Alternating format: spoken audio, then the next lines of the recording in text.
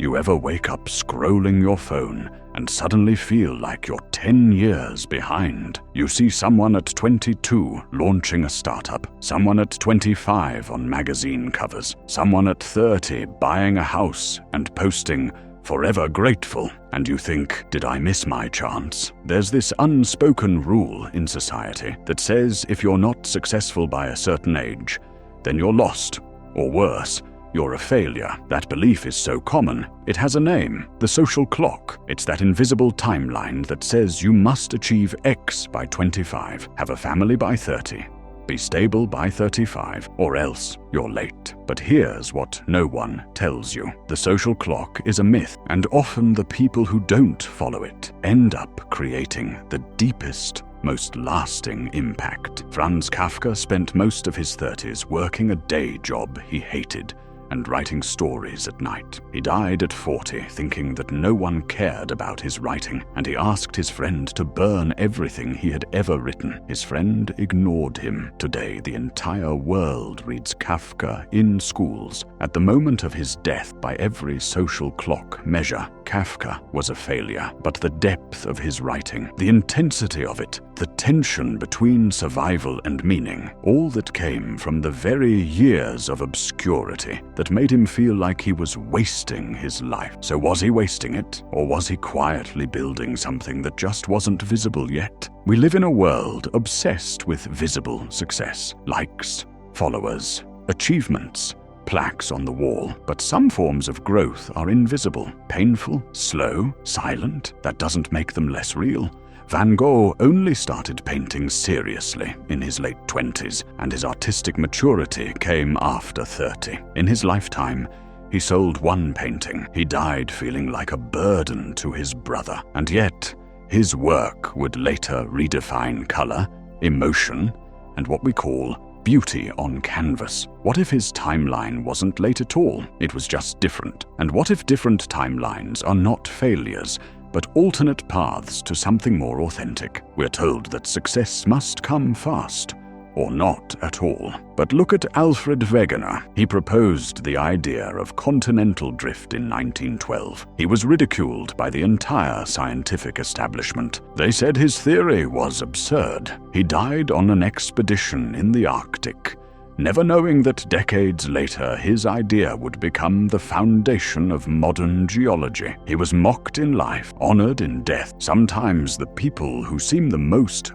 behind are actually ahead of their time. The central message I want you to feel through this video isn't just that it's never too late. It's deeper than that. It's that the social clock has nothing to do with real creativity or truth or meaning. Real success is often something that cannot be rushed because it requires a certain kind of suffering, a kind of maturity that you can't fake. Emily Dickinson wrote almost 2,000 poems in total isolation inside her room. Only a handful were published while she was alive. Anonymously, she died with no fame. Yet her poems are now considered some of the greatest in American literature. The silence of her life wasn't failure. It was incubation. Maybe you're listening to this at 32 or 35 or even 42, thinking, I'm already behind. It's probably too late. But what if these years of anxiety, self-doubt, confusion, what if they're not a detour,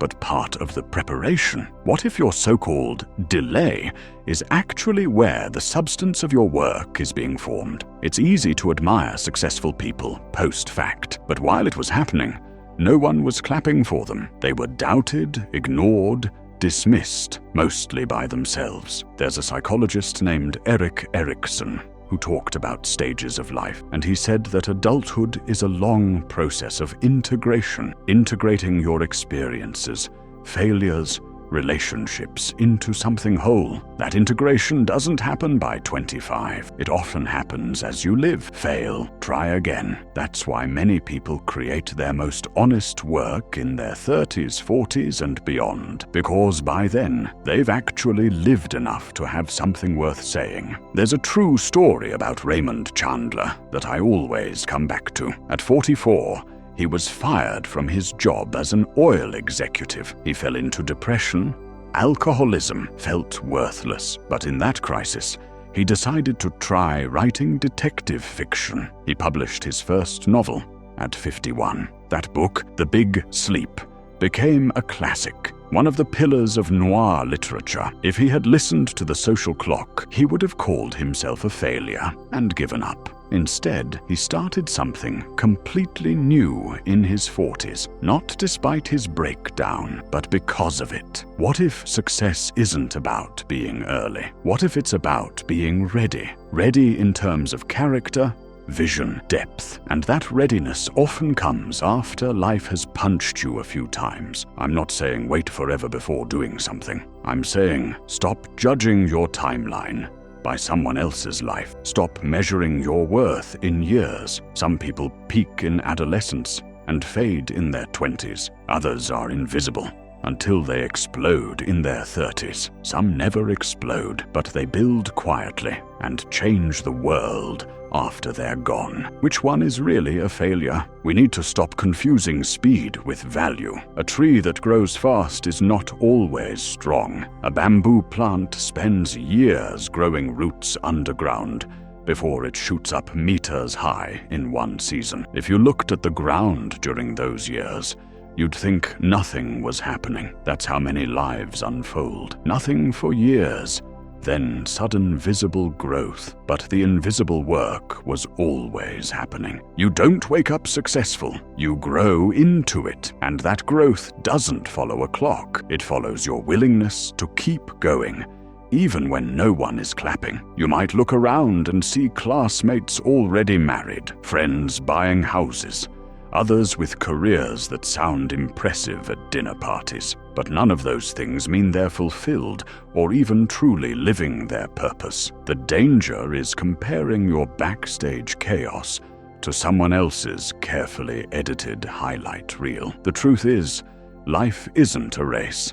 It's a personal evolution, and evolution takes time. Here's what truly matters. Are you learning? Are you still creating? Are you becoming more honest with yourself? If the answer is yes, then you are not behind. You are becoming. All of those examples, Kafka, Van Gogh, Wegener, Dickinson, Chandler, they were not late bloomers because they were slow. They were late bloomers because society expected them to peak early. It was the expectation that was wrong, not their timing. So what do you do with this? First, stop calling yourself late. The mind believes the language you use. If you say, "I'm behind," you fill your life with panic. If instead you say, "I'm building," suddenly the anxiety becomes purpose. Second, protect your process. Kafka wrote at night after work. Van Gogh painted while broke. Chandler began again at 44. They didn't wait for perfect conditions.